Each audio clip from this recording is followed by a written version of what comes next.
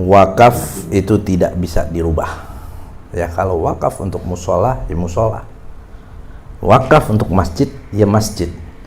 Nggak bisa dengan dirubah plang atau kesepakatan status wakaf itu langsung berubah.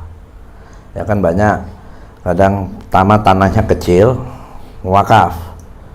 Ada yang nyumbang lagi itu jadi besar, bangunan jadi besar. Kemudian dirubah masjid, nggak bisa. Kecuali ya yang baru-baru itu diwakafin masjid. Saya kasih contoh umpamanya tanah 50 meter diwakafin untuk musola. Terus ada nyumbang lagi di sebelahnya 50 meter. Ya, ini musola udah lama, udah berjalan ya. Melihat musola itu udah mau rubuh, direnovasi, ada yang nambahin 50 meter jadi besar. Ya kan otomatis kan orang kata pastinya udah jadi masjid aja. Kan rame itu, rubah masjid itu rame. Ntar rame lagi pas Jumatan emang enggak, jami gairu jami itu rame lagi. Ya banyak film-film rame itu pokoknya tuh. Nah, ketika ditambah jadi 100 meter jadi besar, disebut masjid. Anda kata udah jadi masjid, ya yang jadi masjid yang baru. Ya. Tapi itu yang nyumbang 50 tuh harus mewakafkan masjid. Jangan dia bilang saya wakafkan di tanah saya untuk musola. Tapi saya wakafkan tanah saya ini untuk masjid. Ini 50 yang baru. Andai kata digabung, nanti yang baru yang diwakafin masjid-masjid, tanah yang ini tetap musola, cuma satu atap. Bedanya apa? Iktikaf di situ kagak bisa. Bedanya lagi di yang pertama, di situ tuh maksudnya tanah musola yang pertama ya. Di situ nggak sah tahiyatul masjid. Bedanya apa lagi? Di situ perempuan yang haid boleh. Yang bisa iktikaf jadi yang baru. Ya, jadi kalau udah musola udah nggak bisa berubah. Ini tadi saya cerita digabung, bisa digabung. Iya. Hah? Ya dengan syarat belum menyebutin wakaf musola. Iya. Yang awal udah diwakafin musola kan? Iya. Saya wakafkan tanah ini untuk musola. Nih, udah nih mau diapain aja nggak berubah nih. Ada orang nyumbang lagi nih, jadi gede, jadi dua kapling.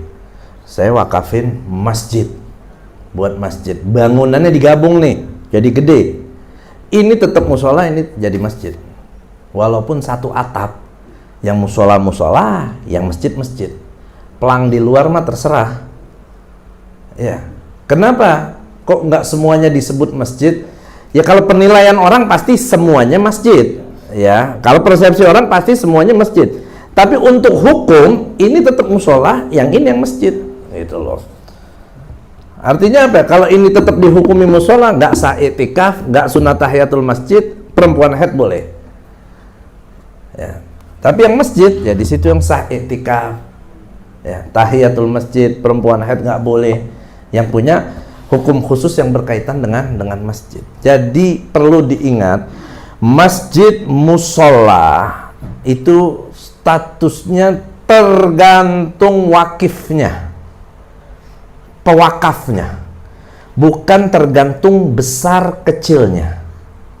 Kadang orang beranggapan itu kecil musola, itu besar masjid, nggak ada urusan. Ya masjid di Tarim itu banyak ukurannya bahkan lebih kecil dari musola-musola di kita. Ya, musola di Tarim pun ada yang segede masjid jami'nya. Jadi bukan luasan tanah. Bahkan di rumah antum sendiri antum punya masjid pun bisa. Satu kamar wakafin jadi masjid, jadi.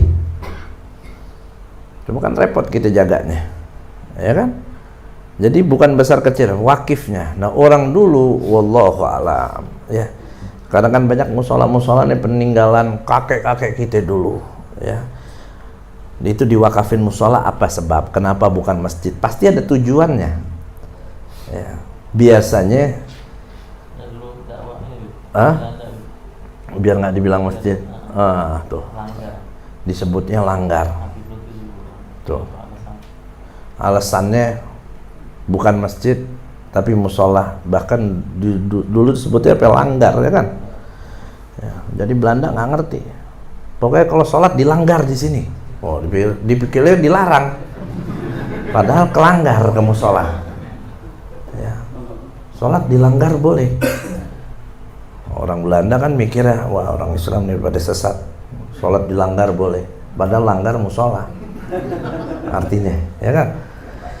Pasti ada tujuannya. Dan juga kalau di Hadramut itu ada musola tuh banyak buat perempuan, jamaah perempuan, pengajian perempuan. Tapi pengajian perempuan sana ya nggak, jangan disamain sama di sini, beda aktivitas dan waktunya. Ya karena dia lebih bebas hukumnya. Nah, makanya kalau sekarang antum mau wakaf, udah yang jelas aja yang mau musola apa masjid. Ya kalau memang itu sekalian aja buat masjid.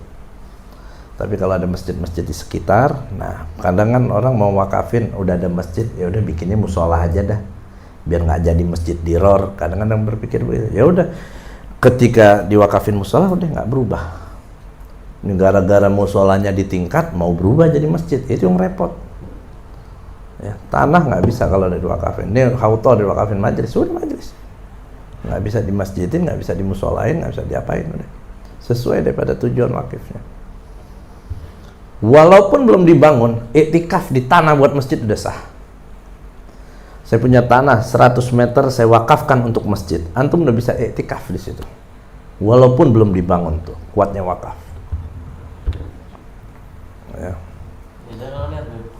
Hah? Kalau niat, kalau orang kan niat kadang-kadang orang nih. Kalau masih niat enggak? Ya, ini ya di kapling nih. Kapling sebelah sini dijual buat perumahan. Nanti di tengah ini niatnya saya buat musola nih, niatnya buat musola, jangan ngomong wakaf. Niatnya buat musola, tapi akhirnya dipikir-pikir berubah. Jual sekalian. Oh, dia jadi masjid kalian jual sekalian.